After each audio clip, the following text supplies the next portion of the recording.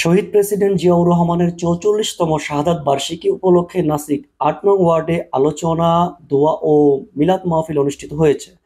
আল আমিন ইসলামের প্রতিবেদনে বিস্তারিত।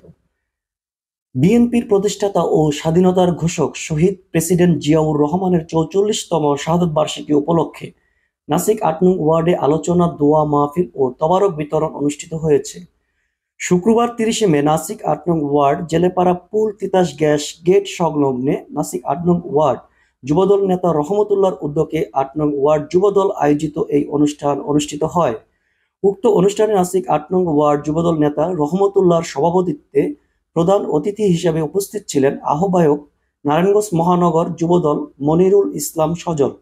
বিশেষ অতিথি হিসেবে উপস্থিত ছিলেন সদস্য সচিব নারায়ণগঞ্জ মহানগর যুবদল শাহেদ আহমেদ, যুগ্ম আহ্বায়ক সোহাগ, যুগ্ম আহ্বায়ক মোফাজ্জল হোসেন আনোয়ার, যুগ্ম আহ্বায়ক মোহাম্মদ অনি, মহানগর যুবদল সদস্য বাদশা খান সহ মহানগর যুবদল ও ৮ নং ওয়ার্ড নেতৃবৃন্দ প্রমুখ।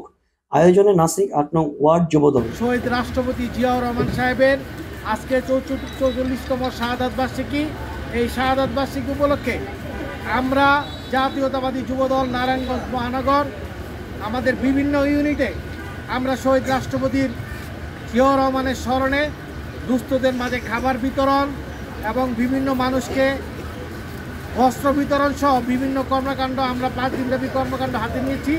এই কর্মকাণ্ডের আজকের প্রথম দিনেই আমরা এখানে ৮ নম্বর ওয়ার্ড যুবদলের উদ্যোগে আয়োজিত আমাদের সহযোগিতা রহমতুল্লাহর আয়োজনে আজকের যে অনুষ্ঠান আয়োজিত, এই অনুষ্ঠানে আমাদের নারায়ণগঞ্জ মহানগর যুবদলের সব সিনিয়র নেতৃবৃন্দ এখানে উপস্থিত আছেন এবং এই এলাকাবাসী আছেন।